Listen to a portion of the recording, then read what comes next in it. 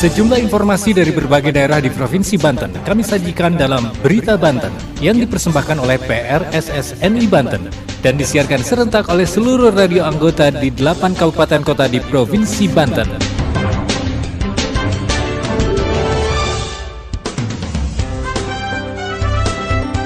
Anda kembali bersama kami di Berita Banten PRSSNI Banten edisi hari ini Jumat 5 Januari 2024. Sejumlah informasi dari berbagai wilayah di Provinsi Banten kami hadirkan kembali untuk Anda yang disiarkan serentak oleh seluruh radio anggota di 8 kabupaten kota di Provinsi Banten. Dan inilah informasi utamanya. Bawaslu Pandeglang merekrut 3.759 pengawas TPS. Sementara Bawaslu Kabupaten Lebak juga melakukan perekrutan untuk petugas pengawas TPS pada pemilu Februari mendatang. Pemerintah Kabupaten Tangerang targetkan pasang 2.000 unit penerangan jalan umum di tahun 2024. Bersama saya Aldi Akbar, inilah Berita Banten selengkapnya. Pendengar, Bawaslu Pandeglang akan merekrut 3.759 pengawas tempat pemungutan suara atau TPS untuk pemilu 2024 mendatang. Pendaftaran tahap pertama akan dilakukan mulai tanggal 2 hingga 6 Januari 2024 dengan seleksi berkas. Persyaratan bagi calon pengawas TPS diantaranya usia minimal 21 tahun, sehat jasmani dan rohani, bukan anggota partai politik dan sejumlah persyaratan lainnya. Berikut laporan Mudofar dari Radio Krakatau Pandeglang.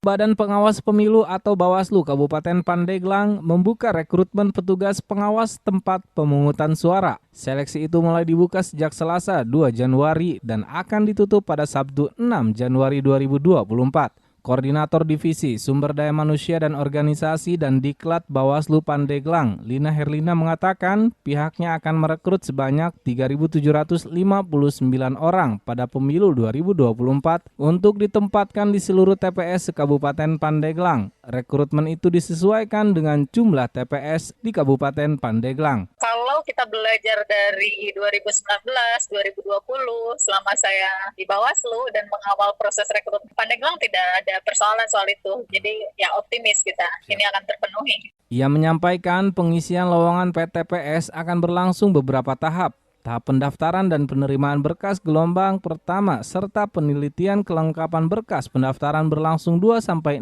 Januari 2024.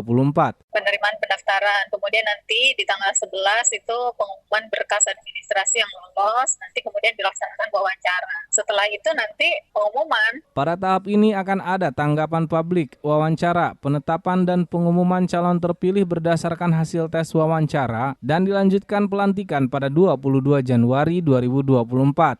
Ia menjelaskan syarat sebagai PTPS salah satunya berusia paling rendah 21 tahun, kemudian sehat jasmani, rohani, tidak sebagai anggota partai politik, tidak pernah dipidana penjara kurungan dengan waktu 5 tahun dan sejumlah persyaratan lainnya. Kalau dulu kita minimal usia 25 tahun, kalau yang sekarang 21 tahun. Warga negara Indonesia, kemudian tidak terpapar partai politik, sehat secara jasmani, rohani. Kalau ini dengan surat pernyataan saja yang ditandatangani di atas materai. Begitupun dengan bebas narkobanya juga surat pernyataan yang ditandatangani di atas materai. Jadi ini untuk kemudahan sih sebetulnya prinsipnya. Saya Mudofar dari Krakatau Radio melaporkan untuk Berita Banten. Sementara itu pendengar, Bawaslu Kabupaten Lebak juga sudah membuka pendaftaran calon pengawas TPS mulai tanggal 2 Januari dan ditutup pada tanggal 6 Januari 2024. Pendaftaran dibuka di setiap kantor Panwas Kecamatan.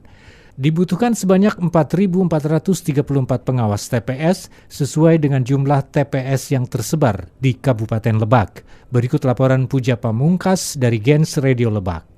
Badan Pengawas Pemilu Bawaslu Kabupaten Lebak melakukan perekrutan pengawas tempat pemungutan suara TPS yang akan dipersiapkan untuk pelaksanaan pemilu pada Februari 2024. Perekrutan pengawas TPS tersebut dimulai dari tanggal 2 hingga 6 Januari 2024 di setiap kantor Panwascam. Ketua Panwaslu Rangkas Bitung Deden Awaludin mengatakan untuk mayoritas pendaftar bervariasi tetapi didominasi oleh anak muda dan ibu rumah tangga yang antusias ikut mendaftar. Pendaftaran dibuka sejak pukul 08.00 hingga pukul 16.00 waktu Indonesia Barat di kantor Panwascam. Ia mengungkapkan untuk masyarakat yang berminat menjadi pengawas TPS cukup mudah dan sederhana, setiap orang cukup membawa berkas persyaratannya ke kantor Panwascam. Ia menambahkan pendaftaran pengawas TPS mulai dibuka di masing-masing kecamatan. Untuk kuota pengawasan TPS di Panwascam Rangkas Bitung ada 364 kuota sesuai dengan jumlah TPS. Ia berharap semoga semua calon peserta pengawas TPS yang nantinya terpilih bisa bekerja sama untuk mensukseskan pemilu. Sementara itu di Dadahlia, salah seorang calon peserta pengawas TPS asal Rangkas Bitung mengatakan jika dirinya mengikuti seleksi pengawas TPS karena ingin menjadi bagian dari pelaksana pemilu 2024. Demikian Puja Pamungkas, Gen Radio Lebak melaporkan untuk Berita Banten.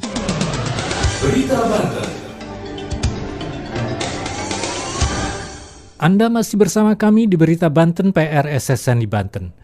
Pendengar, pemerintah Kabupaten Tangerang targetkan memasang 2.000 unit penerangan jalan umum atau PJU pada tahun 2024. Pemasangan ribuan unit PJU tersebut diprioritaskan di wilayah-wilayah rawan, di antaranya daerah yang rawan kriminal, daerah rawan kecelakaan, dan persimpangan.